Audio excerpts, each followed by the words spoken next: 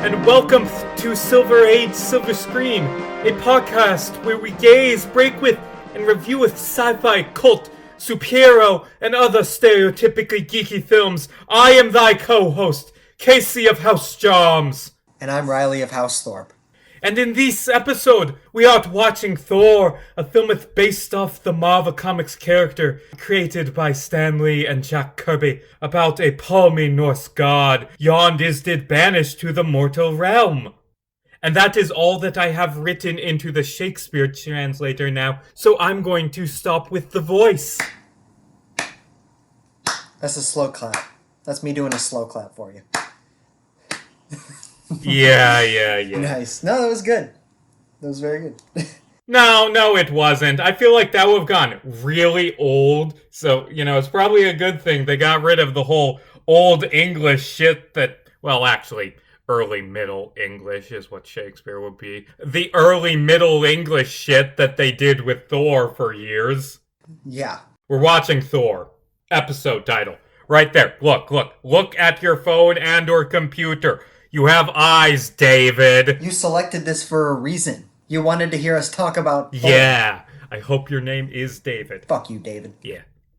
Fucking David. Why are we being mean to a theoretical viewer named David? But yes, in this episode, we're returning to the MCU. We skipped around a bit. Technically, the Iron Man 2 came out before this, but we've already done an Iron Man movie, and we've never talked about Thor, except for you briefly talked about him when we talked about Hulk. We're doing the original Thor movie, released in 2011, starring Chris Hemsworth, Natalie Portman, and Tom Hiddleston, based off the Marvel comic character created by Stan Lee and Jack Kirby, who, in turn, is based off the mythological god Thor. The Norse dude with the hammer and the cross-dressing and the lightning. Yeah. That dude. This movie was directed by Kenneth Branagh, who, interestingly enough, at the time, for those of you who don't know, he has made other films before, and since then, most recently, he's done Murder on the Orient Express, the greatest Disney movie ever made last year, Artemis Fowl. But also,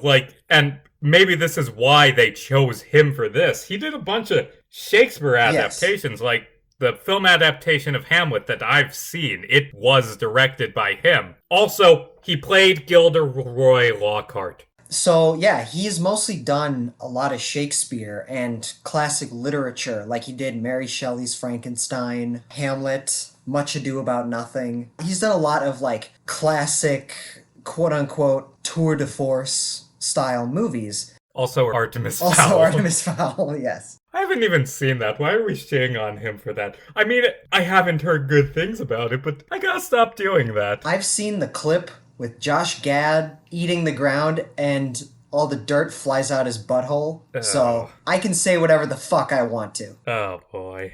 But anyway, here Branagh is making a Marvel Comics movie. Interestingly, he was asked on the campaign trail for this movie, what's it like, his experience going from Shakespeare and works of classic literature and theater to working on a Marvel superhero movie. And his answer, from what I can recall, was essentially along the lines of, well, I mean, if you think about it, Thor's story and the characters within it are very Shakespearean in nature. There's a lot of blood feuds, a lot of conspiracy, a lot of backstabbing, brothers turning against each other. There's elements to Thor's character and story that make him inherently Shakespearean. That's why I'm guessing he was hired as director for this movie. Yeah. And I'm not gonna lie, this movie, it's no Shakespeare. I'm not gonna compare this movie to the guy who's considered to be the greatest writer in English literature, which honestly I think is a bit much, but he was a really good writer. But you do get some of those vibes, like the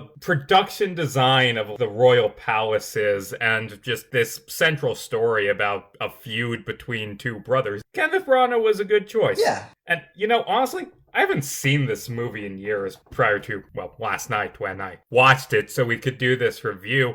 And there's kind of the idea in the MCU fandom that the first two Thor movies, the ones directed by Branagh, are kind of not great. And I will admit that kind of applies to Dark World, but I was pleasantly surprised going back to this. This was a decent film. Yeah, well, Branagh did not return for The Dark World. That was directed by Alan Taylor. Okay, that explains a lot. Honestly, I agree. I have my own opinions on it, my thoughts, pros and cons to this movie, but similar to you, I watched it again earlier this afternoon. And after not time I before that was like many years ago. I always did like it, but everybody wraps it up with The Dark World as like, oh yeah, that one's just bad and forgettable. But I find that there's a lot of movies that it's like mainstream to hate on and say it's the worst movie ever. It's just you say, oh yeah, this movie's shit, and no one bats an eye. But at the end of the day, what the problem is not so much that that movie's bad. It's like,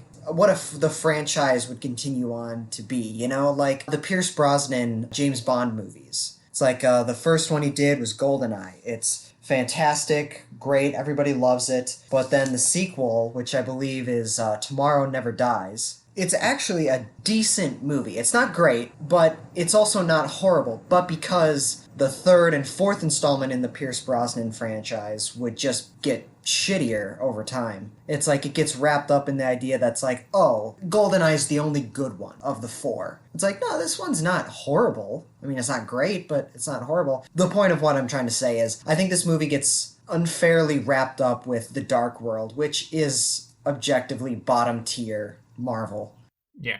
And, you know, I will say, this movie, it does have a bit of a different feel than later MCU movies, and admittedly, I prefer Thor under the Russo brothers or Taika Waititi, but, you know, this film, it's solid, and let's just jump right into this. So, this film, it opens up with some in media res things with some scientists in the desert that we'll get to later when it actually chronologically happens. Honestly, the first 30 minutes of this movie are really different from the rest of it, but I really like the first 30 minutes of it. It introduces us to Asgard, this planet,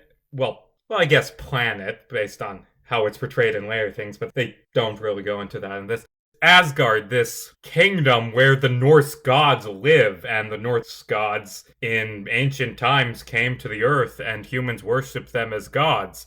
And can I just say, the best thing about this movie, holy shit, Asgard looks good. Yeah. I love how Asgard looks in this movie. Yeah, absolutely. I do too. The sweeping shots of Asgard, like, it looks beautiful. I will say, in terms of, and obviously it's almost a 10-year-old movie. The quality of CGI has grown. I don't know, so there were some CGI shots that were like, okay, it's not bad, it's just that's very obviously CGI. But that said, it still looked beautiful. To me, it was kind of like Speed Racer, how it's like, yeah, that's not the most realistic thing in the world, but it's not supposed to. It's still pretty. Like, that's the point of it. So, Anthony Hopkins' character, he plays Odin, the head of the Norse gods, like the wise guy with the eye patch. You know him. Or maybe you don't. I don't know if you know anything about Norse mythology. He narrates that years ago, the Asgardians went to war with the frost giants of Jotunheim and saved the earth from them and stole their casket of ancient winters, this magical artifact that contains all of their power. And then we jump ahead to years later, like, because he's telling this to his two young sons. We jump ahead years later, his sons are grown up. One of them, Thor, is played by Chris Hemsworth, the other, Tom Hiddleston, as Loki, who is a trickster god who's the bad guy in the comics. You know, I hope he isn't evil in this one. I don't know. It's like how everyone I knew who was not like hardcore Marvel fans were like, I really hope Mysterio isn't the villain of Far From Home. I really hope he's not. He just seems like he's such a nice guy. I mean, to be fair, I was wondering if they would try to do a reverse twist where they, like, sometimes they do that in superhero adaptations, and really adaptations in general, where they take the twist and turn it. Like, the show Supergirl, which is just it's kind of okay. I have mixed feelings on it. But they did a really good thing where they introduce Hank Henshaw, who is a supervillain in the comics. And they, throughout the first half of the first season, show him being really suspicious. And in one episode, his eyes like turn red, and you're like, okay, yeah, he's Cyborg Superman, he's gonna do his evil thing, and then nope, he's Martian Manhunter in this. Martian Manhunter's pretending to be Hank Henshaw. Like, yeah, I like when things do that. Yeah. As Odin is about to coronate his son Thor, we have a break-in! Some frost giants break into the vault below Asgard, which has a bunch of cool stuff in it that may be relevant in later movies, may be fake. Just ignore that for now. The frost giants break into the vault to steal the cask of ancient winters, and they get fucking wrecked by the giant robot suit of armor with laser eyes that the Asgardians keep down there as a guard, called the Destroyer.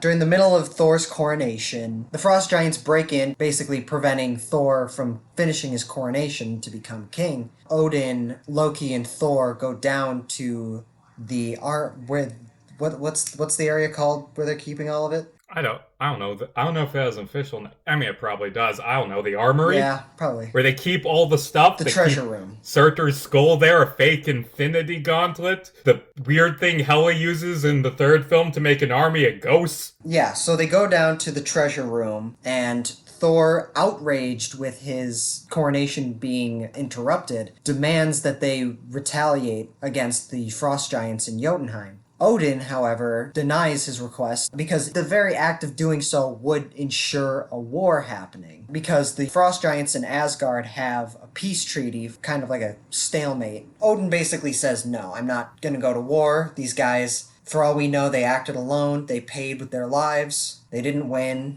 Yada, yada, yada. He tells Thor off, is just like, no, you're not the king yet. You don't have the right to decide this. Outraged even further by his father not taking him seriously, Thor goes to the dining hall where he flips over the table and just kind of throws There was so much food there, dude! Yeah. Dick! It was probably dinner time. There are starving people on Earth, and you're just going to throw away food, young man. Your best friend Volstagg is probably starving. Do you understand that? He was so starving afterwards because he flipped the table, he's throwing a tantrum, and like Volstagg just grabs a plate of cheese and bread and starts making like a 3-story sandwich or whatever the fuck. God, how are you even gonna fit your mouth around that? Volstagg will find a way. And yes, his name is Volstagg. He even does kind of that guy who, like, sprinkles the salt by, like, going down his forearm and down his elbow and shit. He does something kind of like that. The point of what I wanted to say here is the thing about Thor in this movie is this is very much so Thor Chapter 1, in that he is a very different person than what he is later on, even shortly after that in the MCU. Yeah, God, I forgot how unbearable Thor is in the first half of this movie. And I mean, the whole movie, it's Thor learns humility and stops being a dick, and he becomes, I would argue, the best MCU character. But oh god, he is fucking awful at the start of this film. Yes, he is very egotistical, prideful, wrathful, every other negative thing you could put full afterwards. He's just a douchebag. Yeah. And Loki, being his brother, the smart one, the quote-unquote caring brother he is, tries calming Thor down, but in doing so, implants this idea in his head that they must go to Jotunheim to retaliate against the frost giants themselves without Odin's permission. What I mean by he planted the idea in Thor's head, he literally just says, the only thing you could do is go against father's wishes. And Thor goes, I'm gonna go against father's wishes. Loki goes, no, Thor, don't do that. No. That's bad. Yeah. You know, honestly, now that I think about it, they tried to paint Loki in the MCU as being this master manipulator and strategist, and he does have some clever moments, but a lot of it is him just exploring the fact that Thor's a dipshit a lot of the time. He's a fucking meathead asshole. And Loki's just kind of over his shoulder like, yeah, I'll take advantage of this. So Thor, Loki, and Thor's friends, who we're not going to spend a lot of time talking about Thor's friends. He has 4 of them, and the film doesn't really spend time talking about them, but those guys are in it. Volstagg, Lady Sif, hold up. I'm trying to remember. I got him. Hogun and Fendrel, right? Fandral, yes. That's it. Sith and the Warriors 3. Honestly, those four just kind of get ignored a lot by the MCU, and that's a constant thing, and I'm not a big Thor comic fan, so I don't really care, but I have a feeling that Thor fans don't like that they get sidelined all the time, and their deaths in Ragnarok being anticlimactic. I don't even think Sif was in Thor Ragnarok, to be perfectly honest. Nah, because she was busy with Blind Spot, I think. So anyway, Team Thor decides to go to Jotunheim, and they get there by going across this rainbow bridge to the Bifrost, this big laser teleporter thing that is guarded by Idris Elba, who is the best side character in any MCU movie. Oh, yeah. He plays Heimdall. And Heimdall's like, no, you can't just go to Jotunheim. I mean, sure, I'd like to find out how someone snuck into Asgard under my watch, but I'm not going to send you there. No, I'm gonna go on a smoke break with the keys in the ignition. Don't do anything. Yeah. I love that aspect. Like, it shows up in all three Thor movies that Heimdall, he's supposed to be super loyal, but this guy he doesn't give a shit. He does what he wants, and I like that. He knows every single rule in the rule book, but he also knows the loopholes. Thor 2, it's mixed, but I do love in that when Heimdall decides to help out Team Thor, he calls Odin and he says, "My liege, there's a betrayal." What do you mean? I have betrayed you by distracting you right now. Please arrest me. Idris Elba's great. Yeah, this entire cast, it was really, when I watched it earlier, I realized just this cast is pretty fucking stacked. I mean, you got Chris Hemsworth, Tom Hiddleston, who at the time were unknowns. The only thing that I know of that Chris Hemsworth had done before this was the reboot Star Trek movie. He played Kirk's father. For a scene. Yeah. And Tom Hiddleston, he auditioned to play Thor. No. Yeah. He auditioned to play Thor. I didn't know that. That would have been bad. He's a perfect Loki. Oh, yeah. But there was test footage of him. He wears a bright blonde wig, he has a toy hammer, the whole 9 yards. He gives it his all. Pats on the back. I mean, I sound like I'm giving him shit. I don't mean to. Tom Hiddleston's a really good actor. He plays a perfect Loki. It's just him playing Thor is kind of laughable, Well, I know I'm watching after this. Also in the cast, and he got the and starring, where they get that big, really good actor who only shows up in a few scenes but is important to the plot. And starring Anthony Hopkins as Odin, plus Natalie Portman as Thor's love interest, Jane Foster, Stellan Skarsgård, and Kat Dennings play her sidekicks. And Renee Russo. So yeah, this is a good cast. I mean, you got Chris Hemsworth, Tom Hiddleston, Natalie Portman, Idris Elba, fucking Anthony Hopkins, Hannibal Lecter, Stellan Skarsgård, Renee Russo, Kat Dennings. Yeah, this is a really good cast. I mean, I don't think Kat Dennings is the greatest actress, but, that's neither here nor there. But it is interesting, having been watching WandaVision on a weekly basis, it is interesting going back to see how Darcy got started in the MCU versus where she's at now. Her character was introduced 10 years ago. That's weird.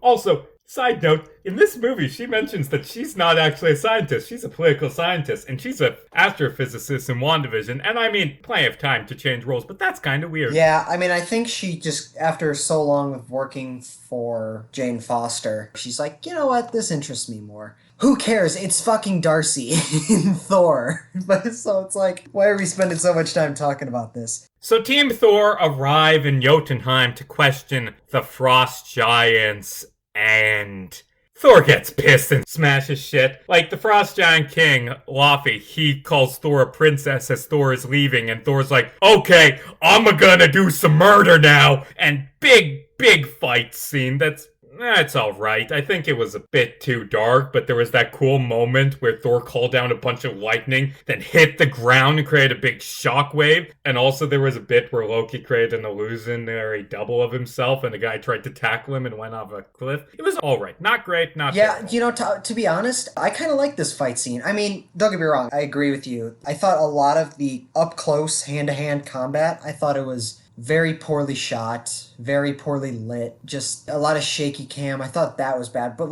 the big sweeping wide shots of like at one point they're running away from a giant monster that's chasing them. Thor, just by sheer power, destroys the ground, and this big cave-in starts happening, and the ground behind them, where the army is chasing after his friends, like falls down, and the monster falls down with them. But then it cuts to a shot where the monster is running underneath the ground upside down after them. I have a lot of problems with it, but I don't know, I liked it. I thought it was good. No other action scene in the rest of the movie reaches the scale of that fight scene, which is very interesting that they would choose to do that. Honestly, this movie does not have a lot of action for a superhero movie. There's this fight in Jotunheim at the start, and then there's two shorter fights at the end. You know, it's interesting. Oh, right, and there's Thor beating up the S.H.I.E.L.D. agents. Forgot about that. Yeah, and I have a lot more to say about that later on. I thought there were some really cool shots in this fight. I thought it was big in scale. But an interesting thing that happened is Volstagg gets grabbed by one of the frost giants and his arm completely gets frostbitten. And he tells everybody, don't let them touch you. At which point, Loki immediately gets grabbed by another frost giant, but he doesn't get frostbite. Yeah, his skin just turns blue. And him and the frost giant just kind of stare at each other for a little bit until Loki stabs him. So, what the hell's going on there? Well, we'll get the answers later. Yeah, so the friends make it to the edge of the cliff. They ask Heimdall to send down the Bifrost to pick them up, take them back to Asgard. But before that, he told them, he said, if sending the Bifrost to you will bring something dangerous back with you, I won't do it. He also said that if he uses the Bifrost for too long, it will destroy whatever planet it's touching. Foreshadowing! So they're like, Heimdall, let down the Bifrost. I don't understand what's going on. And then that giant monster that was chasing them, that was running upside down, like crawls up the cliff in front of them. And Thor just blows into its mouth out the back of its head, killing it, which, I don't know, it's pretty badass. Pretty badass. Also, the sight of Thor's red cape and all that dark blue area, I don't know, it was visually striking, I thought. I don't know. Anyway, then Odin shows up to save them, and Thor is like, yes, father, let's fight together! And Odin is all like, you're fucking grounded, young man. I am fucking pissed at you. Laufey, I'm sorry, my son had to go and start a war. Can we be chill? No. Well, shit. Thor, let's have a talk. Yeah. Like, oh boy, Thor, you fucking moron. I mean, immediately after doing all of that, his dad was like, you're a vain, greedy, and cruel boy. And he just straight out says, you're an old man and a fool. So it's like, you're poking the bear here, dude. Yeah. And I mean, that's mean, but yeah, it's fucking true, Thor. You just killed a bunch of dudes because they called you a princess. In response to that, Odin takes Mjolnir, Thor's hammer, from him. He strips him of his hammer, his cape, and his armor, and takes away all of his power and banishes him to Midgard, or Earth. Side note, that's kind of weird considering Ragnarok. Like, later Thor movies treat Thor's power as not being from Mjolnir. Yeah. At the very least, when he doesn't have it, Thor is still super strong and invincible. And, I mean, he uses Mjolnir to channel his powers, but, like, whole climax of Ragnarok is him learning to use his powers without Mjolnir. Yeah. It's kind of weird that Odin can just strip him of his powers. I mean, Odin has magic. I'm not saying it's weird. I'm saying it's weird. I'm not saying it's plot hole. Yeah, from what I can tell in Marvel Comics and really in Norse mythology, keep in mind I'm not an expert in that field, but I've done my own research. From what I can tell, like, Odin is the most intelligent, most powerful wizard in Norse mythology. Yeah, so, he's like super wise. He traded an eye for super wisdom. Yeah, and like he has ultimate power and shit, so I'm sure they just explain it away as, he can do it. Yeah, I'm not saying it can't. And then, now that Thor has been just chucked out of Asgard, he's been banished forever for being a bad little boy. Let's go back to the beginning, opening scene. There are 3 scientists out in the desert, Jane Foster, Darcy Lewis, and Eric Selvig, played by Natalie Portman, Kat Dennings, and Stellan Skarsgård. He has a hard to remember name. It's a weird name. Wait, hold on. I just realized, is he the brother of, like, the It guy? He's the dad. Oh, Yeah, his son played Pennywise the Clown in the most recent It movies. right, I just realized that. But anyway, they're out in the New Mexico desert exploring weird anomalies related to wormholes and Aurora Borealis. And, I mean, it's well thought out technobabble, but still technobabble. With Einstein-Rosen bridges. I don't know enough about this subject to criticize it like I criticize other movie science. But they're out in the desert analyzing wormhole stuff. And then suddenly, there's this big, crazy storm, and the sky splits open, and they try and drive away. And then Thor falls out of the sky, and they run him over. And, like, they're like, oh god, is he okay? Hammer, I need my hammer. Yes, you're hammered. Let's get you to a hospital. No, I don't wanna. And then they tase him. Darcy Lewis tases Thor. Darcy Lewis beat Thor, which, based on power scaling, means that Darcy Lewis is one of the strongest MCU characters. Of course, that's exactly how that works. It is. I mean, come on. So yeah, from there, they take Thor to the hospital where they're like, yeah, I don't know him.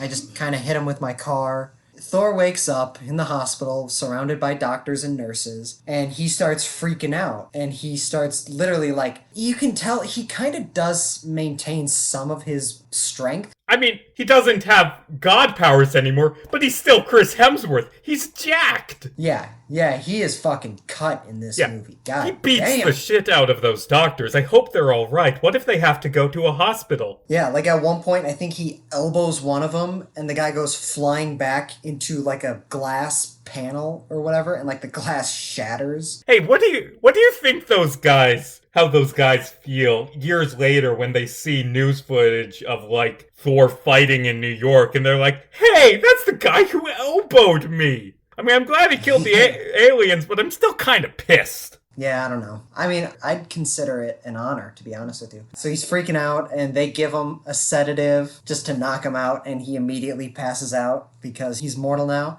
Mjolnir, which Odin also threw into New Mexico, where Thor landed. These redneck guys find the hammer in the middle of the crater where it landed, and they're having, like, competitions to see who can lift it, but no one can because before Odin threw Mjolnir to Midgard, he enchanted it, saying, whoever is worthy can wield this hammer, which I thought was a very interesting thing that I never really thought of before when watching this movie. Is like, to me, I always thought that, like, Mjolnir was a weapon that Thor could use because he was always worthy. But in this one, it's like, no, it was just a powerful weapon that his dad enchanted, saying, nope, you're unworthy, so until you get worthy, then you can use it. I mean, it is kind of a clever thing from Odin. And he doesn't tell Thor it, but, like, he gives Thor a way that, okay, if you stop being a little bitch, stop being a prick who wants to do a war, then you can come home. But until then, you're grounded, young man. Yeah. Oh, also, I had to pause the movie when this happened because, and I'm sorry if you're not a Marvel fan like us, because we keep talking about later movies, but in the second Avengers movie, there's a funny scene where Iron Man, Captain America, and Thor get into an argument about whether or not an elevator could lift Mjolnir. Like, if Thor set his hammer in an elevator,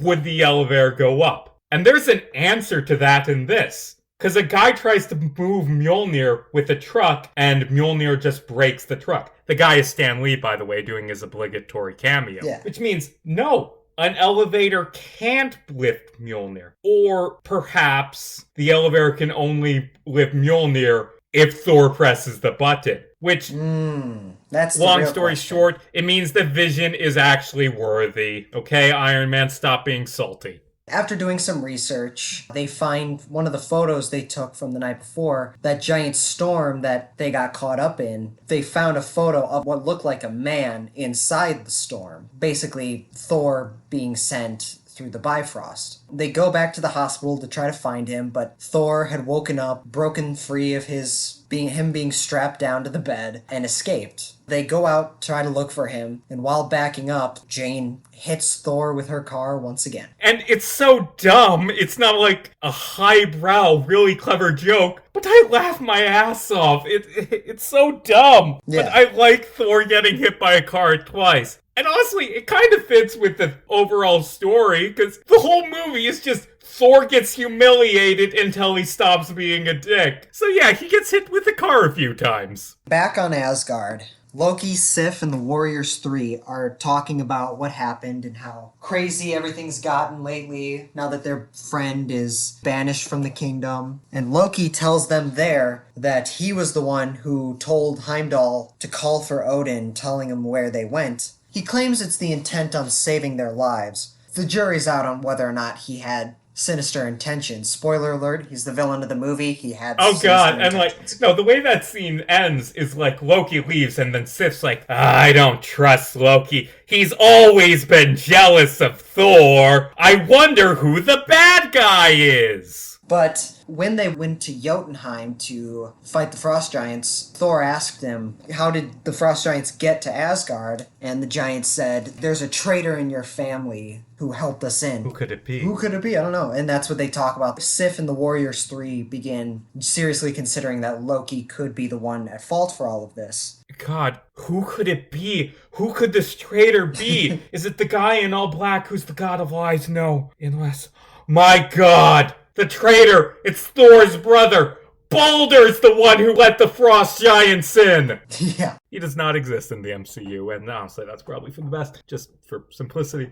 Oh yeah, but there was concept art for Balder to be in Thor the Dark World, but it's for the best that he got. Yeah, that'd be weird. Just like, hey, I'm your brother. I'm not really important in this one either. It works better if it's just the two of them. He's the Seth to their Cain and Abel. Also, Balder is the oldest son of Odin, so it's like the whole conflict with Thor trying to become king of Asgard, like, that would be completely negated by the fact that his older brother, the heir to the throne, would be a part of it, you know? Loki travels back down to the treasury and finds the casket, where he lifts it up and his skin starts turning blue again. Odin comes down and meets with him, and Loki's all like, well, what am I? What's happening to me? Am I cursed? And Odin's like, no, you're not. And when Loki turns around, his skin is blue and his eyes are bright red. He's turning into a frost giant, which was hinted at earlier when they were on Jotunheim. And Odin tells Loki that when they were doing battle with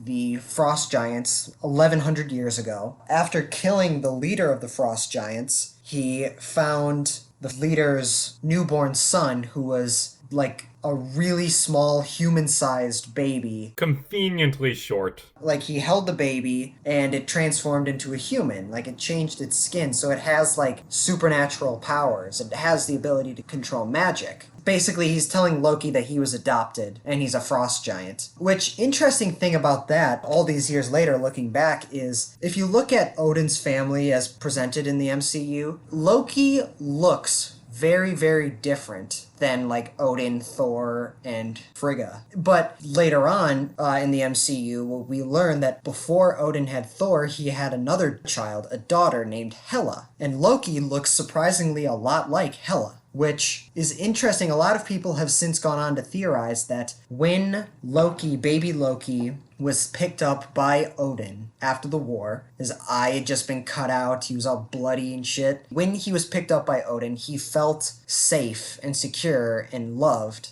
And because of that, he used his magic to go into Odin's mind and see the thing that he loved most and mourns for, which was his daughter Hela that he had to imprison in another dimension. And that's why he changed his body to look more like Hela. That's an interesting theory. Or maybe they're just both goth. Yeah, probably. Like, that's probably it. I think they're probably both goth. Actually, if we're being technical, the reason that they look alike is because in Norse mythology and in the comics, Hela isn't Odin's daughter, she's Loki's daughter. But saying that aside, Odin has two goth kids, and then he has Thor, who is the epitome of jock. He's a fucking poser.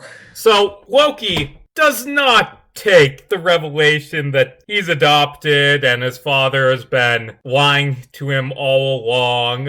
I interpret Odin as being genuine in that he loves Loki, but Loki takes it as Odin's just been lying to him, manipulating him for his entire life. And then, while they're having this fight, Odin just collapses. It's magic, but it's like he has a heart attack in the middle of the fight. He goes into an Odin nap. because Odin's like so powerful, he has to regularly go into a coma for a while to recharge his powers. It's a whole thing that they don't really. Actually, I don't think they really ever explain it in the films. Just he conveniently goes into a coma partway through this movie. Yeah, no, they never explained what the Odin sleep is, but we comic book fans know. I mean it. You can figure it out. And can I say something? Tom Hiddleston does such a good job as Loki in this film and the entire MCU, both as this charismatic, conniving villain, like this just awful person that you still root for, kind of, because he's just so smarmy. But also, especially in this movie, he does portray Loki as having this real sadness. Like, he does a great job of showing Loki being heartbroken in this and in later scenes in the movie. Good job, Tom Hiddleston. This is why Loki is one of the best MCU villains, because obviously Marvel's gotten a lot of hate for their villains. I mean, it's changed recently, what with the Phase 3 villains, most of them being much, much better. Yeah, but I mean, still, for the first, 6 years of the MCU, Loki was the only one that had depth. I mean, I like Red Skull and Ironmonger, but they're not exactly three-dimensional characters. But Loki is a complex, interesting villain who's also very charming. And he's a bad person. I'm not ooh, woo, Loki be my boyfriend. He's just harmless baby who needs hugs. He's a dick. But Tom Hiddleston does a great job making the audience feel sympathetic for him. That's why Loki has been one of the most beloved and iconic, and arguably one of the best MCU villains. To this day, I'd say he's still top tier. Maybe, who would be better? Top 3 in no order, in my opinion. It's Thanos, Killmonger, and Loki. Those are the obvious choices for me. I'd say he's third. Actually, third is a villain. I like him a lot when he has a partial redemption arc. So do I. But I will say I'm not a big fan of the idea that Marvel was like, oh yeah, in Avengers, he was just under the Mind Stone's control for that. So all that evil stuff he did, that was Thanos' manipulation. Yeah. There was no Thanos in this one, though. Exactly, that's my point. He's more evil in this one than the Avengers. I mean, he's fully gone into the I'm the bad guy, mwaha, bow before me thing in the Avengers. But, I mean, in that one, he wants to rule it. In this, he tries to blow up Jotunheim and murder Thor. And I mean, the first one's bigger, but the second one, it's a dick move, you know? He's your brother. You love him. After that, Sif and the Warriors 3 go to see Odin after their theory that Loki's the one behind all this. But turns out Odin's in the Odin sleep. Loki's sitting on the throne. He's king now. Uh-oh. They kneel to him and say, listen, since you're the king now, you can undo Thor's banishment. And Loki refuses, but he has an excuse for it. He's like, no, my first act as king cannot be undoing the previous king's final act. Yeah, and you know what? Honestly, even though Loki is, lying, that's a good thing. Something I realized while rewatching this film takes place over 2 days. It's not a long time frame. At that point, Thor, he's been banished for less than 24 hours.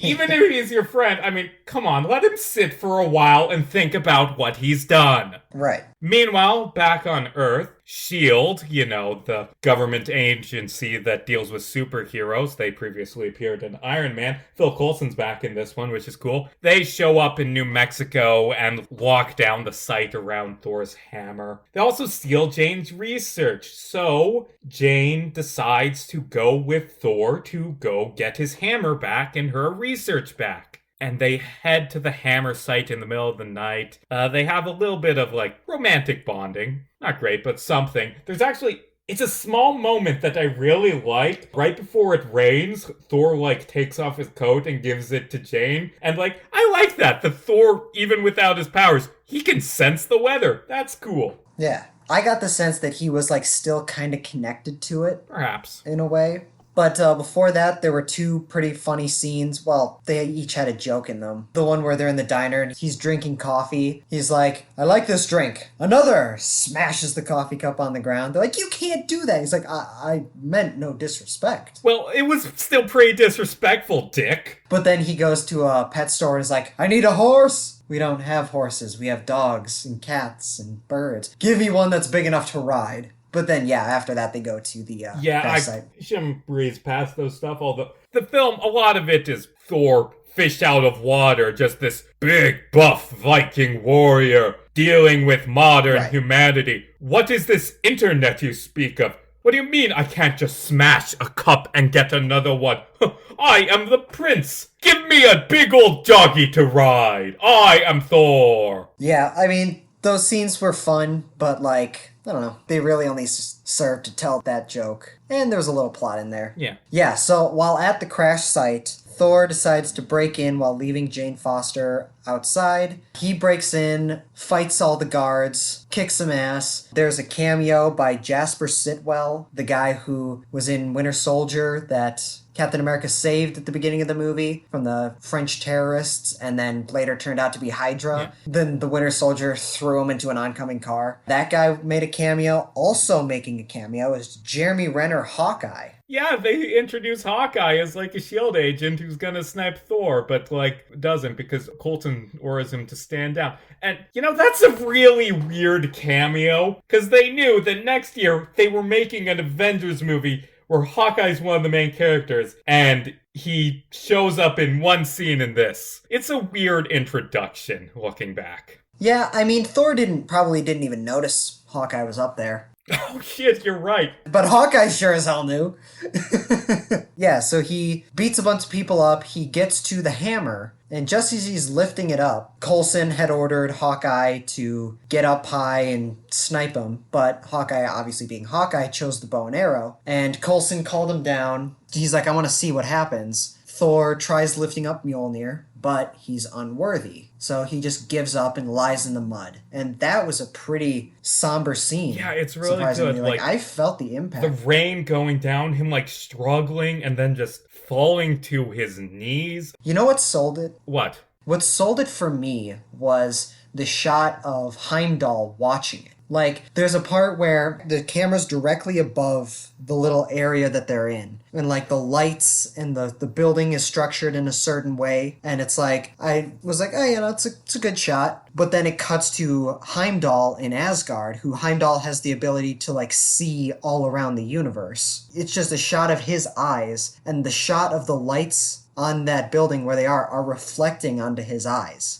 And so it's like he's watching his friend suffer and fail and break down. Like, that was powerful for me, surprisingly. Yeah. And I don't think Chris Hemsworth quite nails it as much in this as he does in later stuff, but Chris Hemsworth, he does a really good job. He is great at coming across as just this arrogant, douchey warrior. But then there are a few scenes in this movie through his humiliation conga learning humilitary where he really sells just the despair that Thor is feeling. Chris Hemsworth does a good job. Yeah, he really does. Hemsworth has proven himself over the last several years as genuinely being a really good actor. Yeah. A lot of MCU actors, they're like, oh yeah, whatever, they're just in superhero movies. Like, yes, but beyond that, Robert Downey Jr., Chris Hemsworth, and Chris Evans, all three of them are legitimately fantastic actors. The amount of range they have, the work they've done in and outside of Marvel, like, they're very underrated. Because many people write them off as just like, oh, they're superheroes, that's it. No, they can bring the power when they want to. Yeah.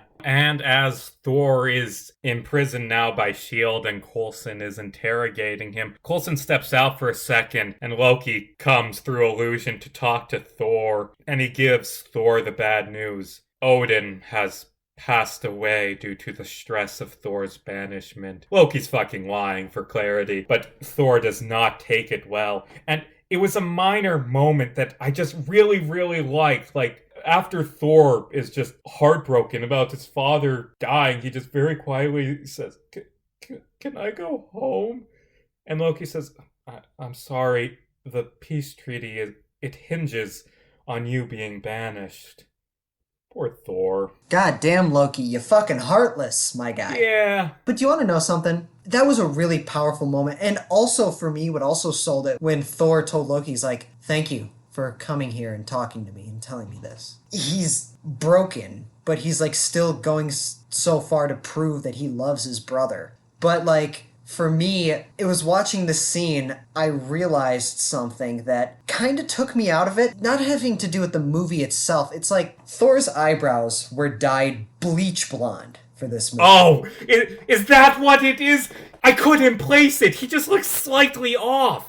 Yeah, Thor looks a little off, and for the entire movie, I was like, what the hell is that? And it was in this scene when he was crying, begging his brother to let him go home, expressing his love for him. This emotional scene, I was like, it's his fucking eyebrows. They're dyed blonde. It looks so bad. God, I'm glad you said that, because that was bugging me. Yeah, it's his eyebrows. After that scene, Loki tries lifting Mjolnir. Well, no one looks, but he can't lift it either, so he's not worthy either. I mean, did he even have to check that? I feel like Loki may be arrogant, but come on, dude. Have a little self-awareness. Black Widow has more self-awareness than you, my guy. She refused to lift it. Yeah. Honestly, Thor's hammer, I really like it as a concept. This only the worthy, only the greatest heroes in the world can lift. It's kind of insulting to other Marvel heroes, though. Like, why can't I lift it? Is Thor more heroic and worthy than me? Why can't Spider-Man should be able to lift Thor's hammer. I would dare say most of the Avengers should be able to. Yeah, exactly. Captain America has done nothing but devote his life to saving his country, saving the world, and saving his friends, even at the cost of his own life. And Iron Man, he constantly makes mistakes, but he does nothing but try to correct that. Hell, fucking Black Widow and Hawkeye, it's like they're regular people choosing to go and save the world against gods, robot armies, and giant demons and shit. Like, I don't know. It sounds pretty worthy to me. Yeah.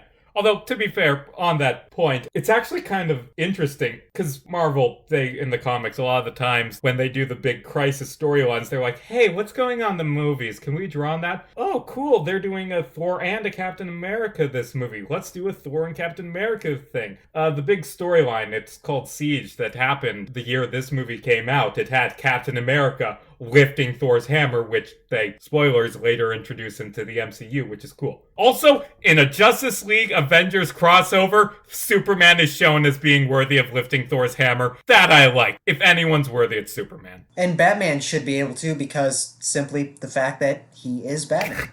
Shut up. So, Thor goes out drinking with Eric Selvig. After Eric breaks him out of the prison by It's saying... not so much breaking out as like, he's just a drunk dude. Don't worry, he's not a Norse god or anything. He's just a weird, crazy dude. Let him go. Who does steroids. Steroids. So many fucking steroids. Has an MD and is also an astrophysicist. Yeah.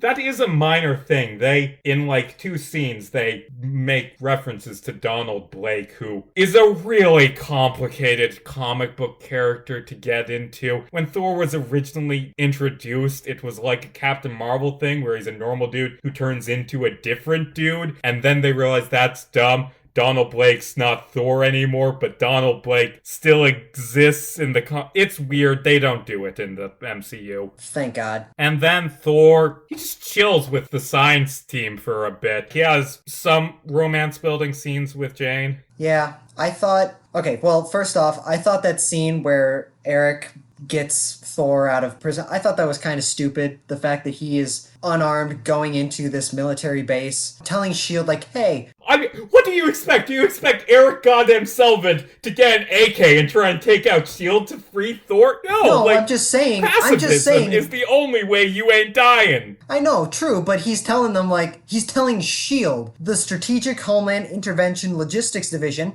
said it right the first time, but, yeah, he's clearly lying to them, and they're pulling up, like, his ID, and they're saying falsified information, and they're just like, go ahead. I mean, take him. Sure, let's watch, see what he does. Like, they aren't learning anything from him being imprisoned. Yeah, go ahead. Follow him. What do we want to know? Also, I do like Stellan Skarsgård as an actor, and he's pretty good in this. I like Eric Selvig. Yeah. He's probably my favorite of the 3 scientists that Thor hangs out with. Yes. They have good, just buddy, like, go get drunk together chemistry. Yeah. I always thought it was funny when they're out drinking at the bar, and then the next time you see him, Thor's carrying him over his shoulder, bringing him back to Jane's trailer, and he's like, what happened? He's like, we drank. We fought. He made his ancestors proud today. It was fun. Also, minor thing, Selvig mentions that he's heard of S.H.I.E.L.D. before. He had this buddy, scientist, investigating gamma rays who S.H.I.E.L.D. just took and he never saw again. Which means Eric Selvig, that's implied Bruce Banner, which means Eric Selvig knows Bruce Banner, which is not a thing they mention ever again, but that's interesting. And also, in a deleted scene, Eric says, I'm gonna call my buddy Hank Pym. He's worked with S.H.I.E.L.D. before. And that's interesting. Yeah, I mean, in fairness, like, as the continuity goes in the rest of the MCU, Hank Pym has worked with S.H.I.E.L.D. Yeah. So I guess that kind of stays in line. So he has this kind of romantic bonding with Jane Foster. And here, I think it's about time for my thoughts on that. I'm really indifferent to the romance in most of these MCU movies. It's just like, generally speaking, mainstream test audiences like it better when there's a romantic subplot, so that's why a lot of big studios feel the need to include one. So that's why, like, you look at a lot of Marvel movies in particular, it's like there's a lot of, every single one has a romantic subplot, whether or not it makes sense, fits into the story. It's just kind of there. It's very paint by numbers, generic. We're just doing it because we kind of have to, because test audiences like it better, because that's what these are. They're theme parks. Thank you, Martin Scorsese. Oh,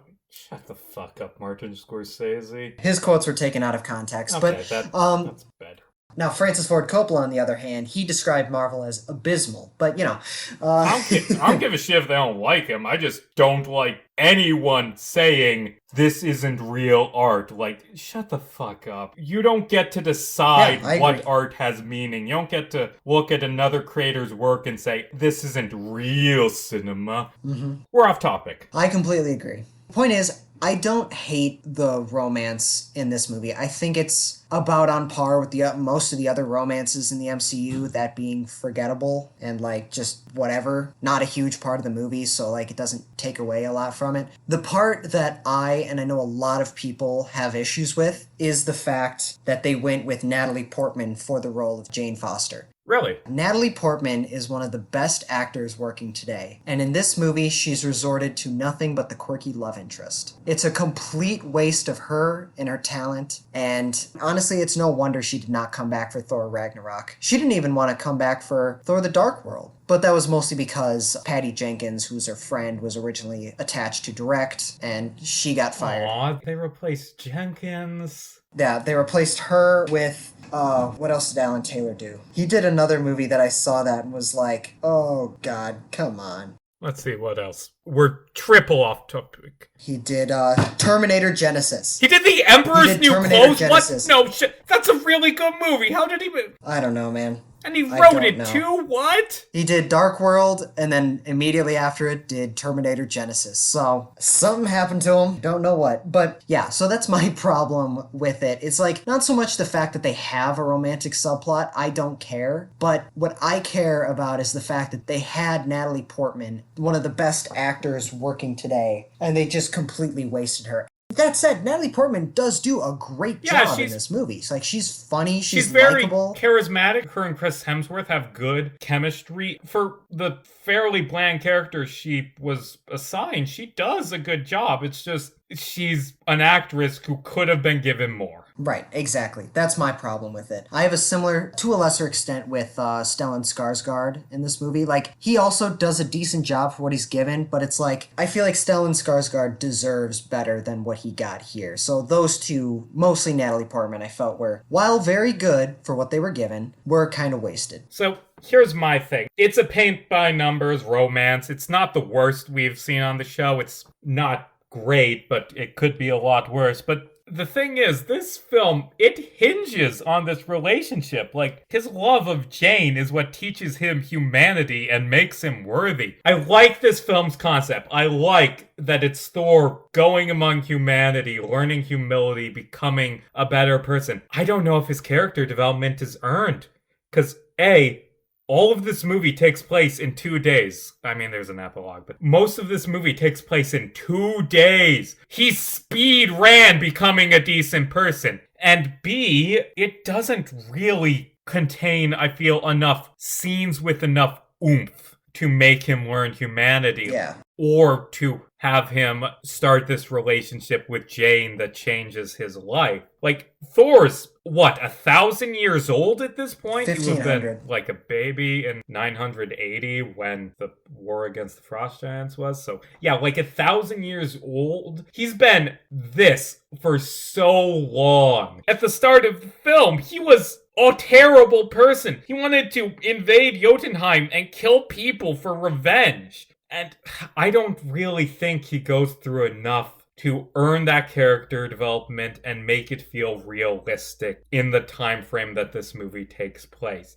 I will say the two scenes we mentioned where he is broken down, they are a good start on that, but I feel like you needed more. Loki travels to Jotunheim, where it's basically revealed to the audience that Loki was the one responsible for sneaking the Frost Giants into Asgard during Thor's coronation, although we probably all knew that anyway. Although, to be fair, Loki mentions that he mostly just did it because he wanted to fuck with Thor's day. And I do like this inferiority complex and sibling rivalry motivation, and the film pulls it off really well. Yeah, he also tells the Frost Giants that he plans on sneaking them into Asgard, where he will allow them to kill Odin while he's in the Odin sleep. Heimdall, catches this, and he's like, my king, you can't do that. And Loki's like, excuse me, you're fired. Well, I don't work for you anymore. I don't have to do what you say. I'm gonna beat you. And then Loki freezes him with the casket. But you know what? Good try, Heimdall. You're the best character. You deserved a more dramatic death. Yeah, before he does that, Sif and the Warriors 3 ask Heimdall to help. Basically, they're gonna go find Thor and bring him back to help them defeat Loki. And Heimdall is like, you would dare defy your king? They're like, yes, we would. And immediately Heimdall's like, good, I'll help you. Again, with that, like you said earlier, I'm just gonna go take a smoke break and leave the keys in the ignition type thing. Also, his key is just a big-ass sword, which I like. Yeah, so he helped the Warriors 3 get to Midgard, New Mexico. Yeah, Midgard, New Mexico. New Mexico and Midgard. But then Loki sees this after having explicitly told Heimdall not to let anyone use the Bifrost. That's when he goes and freezes Heimdall. Then we cut to Thor serving Eric and Darcy breakfast that Jane had made, smiling at them, because he's a completely changed person now after 2 days and, just learning about humanity. Yeah, that was pretty rushed, I will say. But from there, the Warriors 3 and Sif, they're walking through the town, trying to find Thor. Everybody's like, what the hell is going on here? They find Thor. Thor's hugging them. Darcy, Jane, Eric, they're all kind of taken aback, freaking out like, oh shit, this guy might be telling the truth that he is Thor.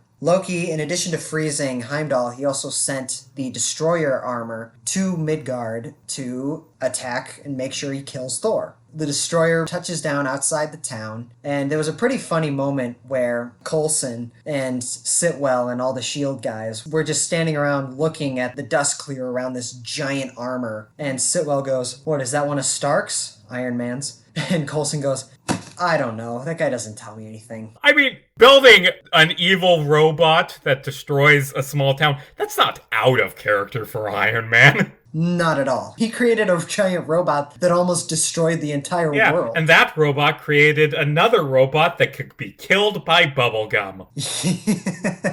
The Destroyer armor, it's on its way to attack the city. Sif and the Warriors 3, they're going to attack it, while Thor and Jane and Eric and Darcy, they all help get everyone in the town to safety, help them escape. And the Destroyer reaches the town, starts fighting with Sif and the Warriors 3, but the Destroyer armor is too powerful. Thor recognizes this, rushes to them after their fight, which was, I don't know, I thought it was a decent fight. Like I said, nothing really ever reaches the scale in the imagination that was the fight scene on Jotunheim at the first act. But yeah, I thought it was decent. And this is just my thoughts on this movie. I don't think anything in this movie is really bad. I think a lot of what this movie is average. It's never bad, but it's rarely excellent. It's just a passable, decent movie, but it's nothing, aside from a few things, it's nothing to write home about. Thor begs the Warriors 3 to go back to Asgard. He begs Jane, Eric, and Darcy to go leave the area. He has a plan. And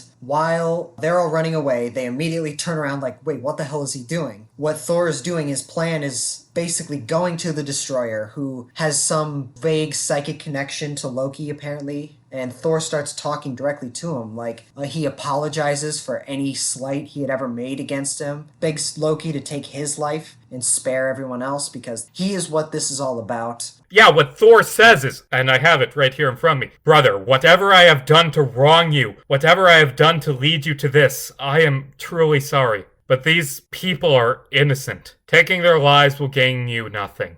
So take mine and end this. Which is a damn good line! Like I said, I think the character development's a bit rushed, but this is a good peek of it with him, without powers, just laying down his life to save others. It's such a good scene. And the Destroyer, initially it turns away, and then it turns back and bitch slaps Thor. Because remember, it's being remote controlled by Loki, and Loki is Loki. And Thor almost dies, but by sacrificing his life, Thor has proven himself worthy. And Mjolnir flies to him, and Thor catches it, and lightning strikes down, and his armor comes back, which probably doesn't make much sense. Whatever. And Thor is back, and he destroys the Destroyer by creating a tornado and throwing it into the sky, then smashing through it, and it's really cool. You know what was something that really stuck out to me in this scene and many other scenes throughout it? The fucking theme, the music in this movie is goddamn inspiring. It is so heroic. Like, the music that plays while Thor is creating the tornado, destroying the Destroyer armor. It's like, god damn, the music was so good. Thor's theme was fantastic. I don't know who did it, but hats off to you. Yeah, let's... Score by Patrick Doyle. Patrick Doyle, you did a good job, my guy. You did a great job. Oh, we worked on a lot of things. Including Artemis Fowl. Of course he did. After Heimdall, just through sheer strength, breaks free of being frozen. Like we've said, Heimdall is the best character. He brings them back to Asgard through the Bifrost. While every single one of them, granted they can't fly, Thor can, but while they're all bringing Heimdall to the healing bay or wherever the fuck, Thor flies to the palace where a frost giant lays over Odin, bitch slapped Frigga to the ground, knocking her out. He stands over sleeping Odin, pulls out a knife, and just before he's about to kill him, Loki walks into the room and blasts him to death with his staff. And basically, his whole plan is he's going to make it look like he is saving the day to basically win the honor and the respect and love from his father that he felt he has always been denied and believes that it was denied because he's a frost giant. Loki kills him. Frigga is hugging her son, think, oh my god, thank you so much. Thor walks in and sees his father alive, which he was already told he was alive still. Stares him down. Loki goes, in his head, I bet, went, oh shit.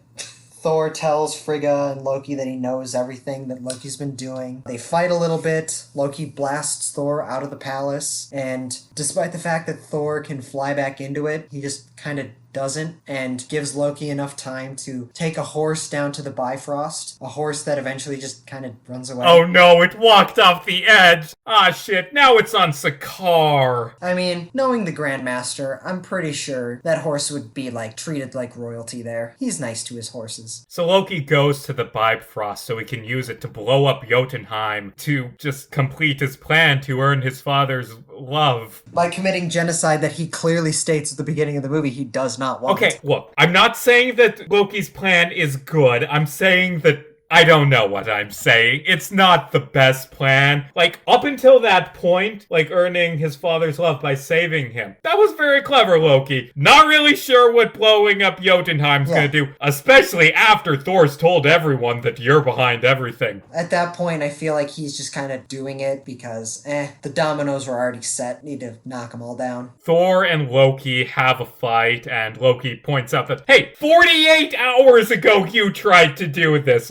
don't lecture me. There's a bit in their fight where Loki, like, stabs his spear, Gungnir, into the ground, and then just, like, pole dance kicks Thor, and it's so cheesy. You know, something about that is Tom Hiddleston, in interviews since then, has shown and talked about fan art, deviant art, of Loki pole dancing because of that shot. Oh god. Tom, I don't know, maybe you like Loki fan art, but I have a feeling you don't, because it looks just like you and it's kind of weird. Do not Google Loki fan art, okay, man? There's so much goddamn... I mean, I'm assuming, I'm not speaking from experience. You know. Just word to the wise in general, don't look up fan art at all. You know what is interesting that struck me in this movie is there's a lot of parallels between the relationship of Odin, Thor, and Loki to that of Thanos, Nebula, and Gamora. Huh. Shit, that's a good point. They don't really call attention to that, which is odd. No, but I would totally be down, like, maybe in the Loki TV series or in the MCU going forward. I would definitely be down for having Nebula and Loki team up or get together and at one point talk about... I mean, Thor's hanging out with Nebula right now, like, now that he's joined the Guardian, spoilers. Yeah, well, I guess Thor, but I was thinking Loki specifically with Nebula, because they're both kind of lost children in a way, like they kind of both don't know what they want. But, you know, yeah, I guess Thor would also be cool with that. But, I was mostly thinking Loki for that. So, Thor and Loki, they continue their fight. Loki creates a bunch of illusion copies of himself and laughs at Thor, and Thor, like, he falls for the trick that he falls through like 6 times in the MCU, where he punches through an illusion and then falls off a cliff. But ultimately, Thor wins the fight by he sets his hammer down on Loki's chest, which, shit, I can't move because I'm an asshole. That's like the most practical use of Thor's hammer ever. Like, you ever seen that meme of, like, Spider-Man next to a toilet, like, making the potty dance? What? And, like, there's Thor's hammer on top of it, so he can't lift. What the fuck are you talking about? There's a meme on the internet of, like, Spider-Man, he's about to piss his pants or shit his pants or whatever, and he's like, looks like he's about to shit his pants, but he's standing right next to a toilet. It's just closed and has Mjolnir on top of it, so he can't lift Mjolnir, so he can't take a piss. So it's Thor performing a practical joke. Yeah, I have seen that, actually. I am gonna track that down and send it to you. I've seen it, but ultimately, the Bifrost, it's going too much. It's gonna blow up Jotunheim, and there's nothing Thor can do now except for, fucking smash the Rainbow Bridge in the Bifrost. Just destroy everything. And I mean, after that, he won't be able to go to Earth again and save Jane. But, do the right thing. Be the hero. And he smashes the bridge. And he starts falling, and Odin, who's out of a coma now, grabs him. And Thor grabs Loki. But Loki lets go and allows himself to fall, presumably to his death. He's not dead. The film ends with him being alive. He fakes his death so many goddamn times in the MCU. But you know what's interesting to me that I thought? Another interesting thing is, obviously the Bifrost Bridge is, like, destroying Jotunheim, and, like, it's killing a lot of people. The Bifrost was being shot onto Jotunheim for a long period of time, and probably caused a lot of destruction. We never see Jotunheim ever again in the MCU, so as far as I'm concerned right now, half of Jotunheim is dead. I mean, yeah, probably. Like, as far as we know, they're completely dead. I don't know. I'm giving Loki the benefit of the doubt because he's a hero now, I guess. I don't know. By the way, speaking of the Bifrost and later MCU movies, something this film made me realize that they never explain. There is an explanation, by the way, that directors have said, and it shows up in tie-in comics, but they never actually show how the Bifrost is fixed. Like, in this one, it ends with it being destroyed and Thor can't get to Earth. But at the start of the second Thor movie, it's just fixed. Riley, how do you think they fixed the Bifrost? I'm curious if you know. I don't know. I'm thinking they just, like, built it. I don't know. How did they? Yeah, it's actually a clever thing, because remember, it isn't directly stated, but remember, the Asgardians used to have the Tesseract, and they built the Bifrost years ago. They built it using the Tesseract, and because they get the Tesseract back at the end of the Avengers, they're able to rebuild it. But that's never directly spelled out. Okay. No, but that makes sense. Yeah. That is very clever. But anyway, Loki, he lets himself fall and he's not dead, but He goes through a black hole, which, as far as anyone's concerned at the time, that's basically dead. yeah. Wait, hold on. Maybe it's like an Italian comic, but we've never seen Loki's meeting of Thanos. Like, do you think he wandered around for a bit, or do you think it just plopped him right in front of Thanos? Like, oops, landed on Thanos' ship. Hey, can I destroy Earth for you? Ah, sure, why not? Here, have this stick. That has an Infinity Stone in it that I need to fulfill my plan. Ooh. I don't know. I would like to see that in the Loki TV series. They're probably not going to explore that, but I don't know. I will say the final scene of this is actually really liked it. It's a very kind of somber, kind of pretty scene of Thor now changed by his character development. He's kind of depressed. He leaves a party because he's sad over Loki's death, and then he goes to the bridge with Heimdall and he asks about Jane. And, it was a kind of somber scene. I liked it. Good ending. Yeah, Heimdall tells him, like, she's looking for you all the time. Aww. And he smiles, and that's it. And then end credits that says Loki's going to be the bad guy in the Avengers. Cool. Also, another funny thing that I thought was the credits are rolling. Like, the credits, they're like explaining the names of like the director, the important, everyone in a film set is important, but like the biggest name people on the set, Hey, involved to be fair, in production. It's like directors probably unjustly get all the credit, but they're also the ones that we call fucking idiots when we don't like their movies. Very true. All the risk, all the reward. No, seriously. It's kind of a problem with this show. We place way too much importance on the director. Yeah, well, they're in charge. I don't know. Never mind. Fair enough. The credits are rolling, and it's like this CGI tree, or they're basically showing us Yggdrasil, the tree of the nine realms, and as like physically manifested in front of us, and it's got that giant epic theme that I mentioned, like Thor's musical theme that is like blasting, and it's heroic and epic and like it's insanely inspirational. Then it gets to Walk by the Foo Fighters. Oh god, I skipped the credits. They go to a Foo Fighters song? That's kind of weird. Well, it cuts to like the regular black text, black and white text scrolling, Right. Stuff like that. And then when that plays, they play Walk by the Foo Fighters. And they played it earlier in the bar where him and Eric were drinking. And I noticed that. So I just thought it's so funny. Like Brana, the guy who adapted Hamlet, is now making Thor, and he's putting the Foo Fighters in the credits. Granted, I'm sure it wasn't his choice, but I just thought it was so... And to be honest, the song is fitting, because it's about, like, persevering and, like, continuing to fight when you struggle. And it's like, I guess that's pretty fitting. I don't know. Yeah. I just think that the idea that a Foo Fighters song in a Thor movie, I don't know. It's just, it's not bad. Not at all. It's just interesting to me. So I think, like you said, Casey, a lot of this movie at no point is it ever truly bad. It's not bad. It's just the great moments are very few and very far between. I get the feeling that Marvel, under like the first two phases, which was mostly under the control of Joss Whedon, because he was the guy doing the Avengers movies, obviously. I've gotten the sense that Marvel really didn't know entirely what direction to take Thor in the MCU at the time. When you go to a big Marvel superhero movie, like Thor, you would expect Thor to be, you're expecting like a lot of action, like a superhero action movie. But that movie is, by its own design, the complete opposite of that. Thor is not a superhero for most of the movie. And that's by design, by the story, but I have two schools of thought on that. As, like, a superhero action movie, that is detrimental. The fact that, like, at the end of the first act, Thor is completely depowered, and he spends the next hour and 15 minutes, however long, like, as a mortal man, just kind of in this fish-out-of-water situation. From a superhero action movie perspective, it's detrimental. But from a character development perspective, it served Thor well in the long run. Because, like we've talked about earlier, I think Thor is the best developed character in the MCU, or at least he has the most complete arc during the entire Infinity Saga. Where he started versus where he ended. It's like, that's one arc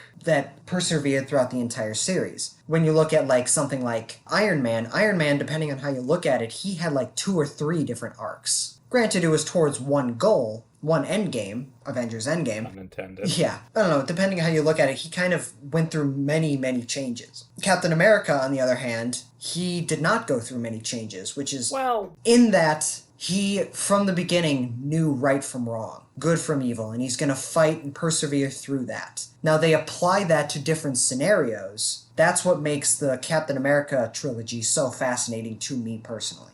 But Thor, from a character development perspective, the idea that he started off as just an unbearable douchebag at the beginning of this movie, and then by the end of the Infinity Saga, he is a guy who has dealt with loss and pain and mental illness, and he's learned that no matter what, the power is within him. That, I think, is the best arc in the MCU as a whole, and it all started with this movie because this movie laid the groundwork for that to be made. Instead of focusing on big action spectacles nonstop, they went with a more character-driven movie. And yes, a lot of the character development in this movie isn't as strong as it could be because his relationship with Jane Foster isn't as strong. But this laid the groundwork for what eventually would become the best developed character in the MCU. Yeah. If I could describe this film in one word, it would be solid. I completely agree. It's not excellent, but it's very, very solid. And the best part of this movie is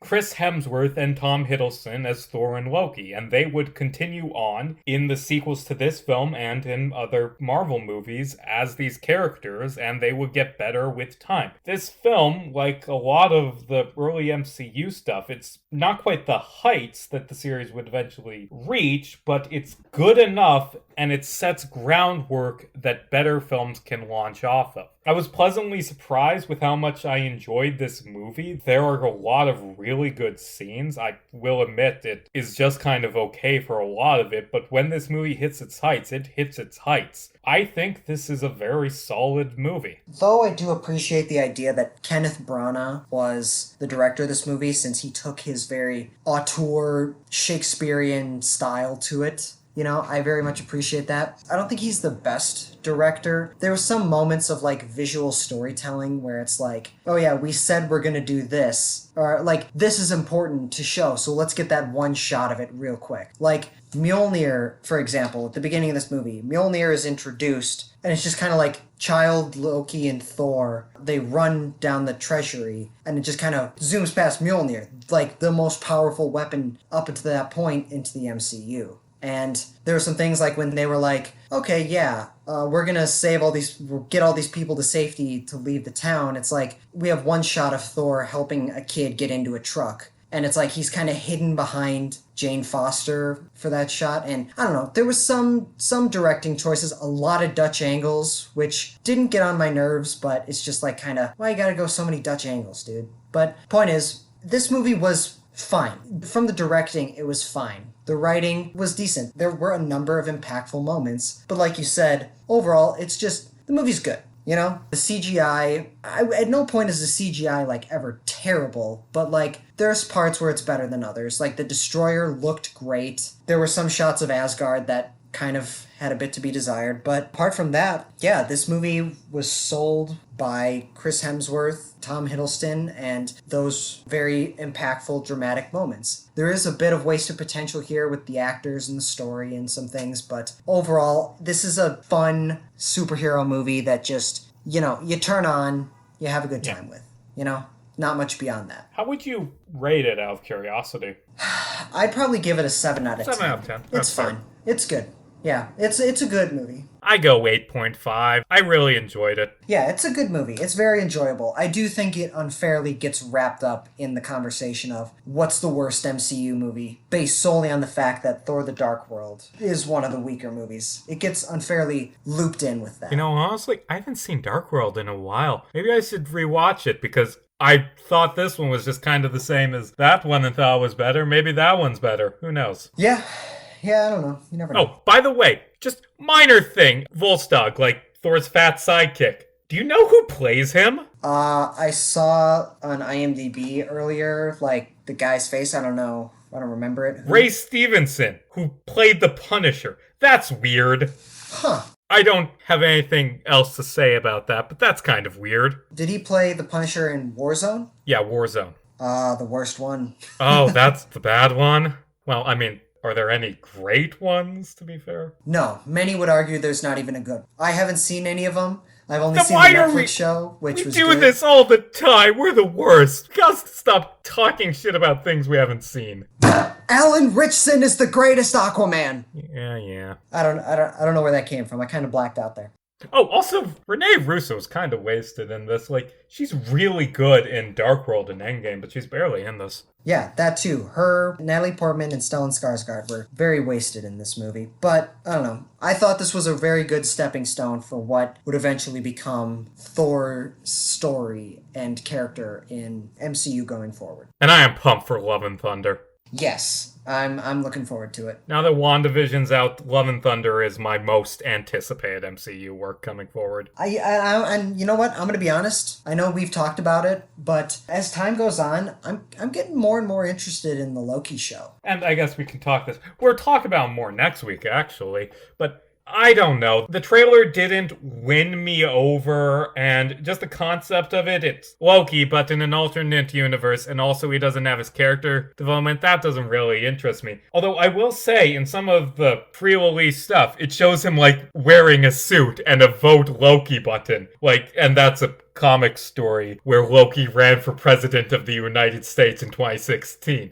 And who knows? Maybe that'll be good if it's going into the just crazy trickster god bullshit that Loki's done over the years. Yeah, I don't know. I guess we'll wait and see. Yeah, and we just touched on it. Next week is more MCU stuff. We're going to be talking about WandaVision, not reviewing it, because reviewing a 9-episode TV show is different than our usual format, and I'd also, because like it's going out week to week, I'd like to talk a bit about what it was like watching week to week and how our theories built as it went on. And after that, if we have time in the episode, we'll talk about other MCU shows that are coming out afterwards. Yeah, absolutely. I'm looking forward to it. Yeah. Riley, where can they find you? You can all find me on YouTube at Riley Thorpe, where you can check out all of my horror comedy short films. I have a lot more coming soon. You can also find me on Instagram and TikTok at Riley James Thorpe, where you can check out all of my content on there. Give me a follow and stay tuned. You can find me on Twitter at JarmesCasey, JarmesCasey. I mostly post about this show, but I also post about my writings, which you can find at CaseyJarmes.wordpress.com. A lot of sci-fi stories there. You know, honestly, it's weird. Like, I'm gonna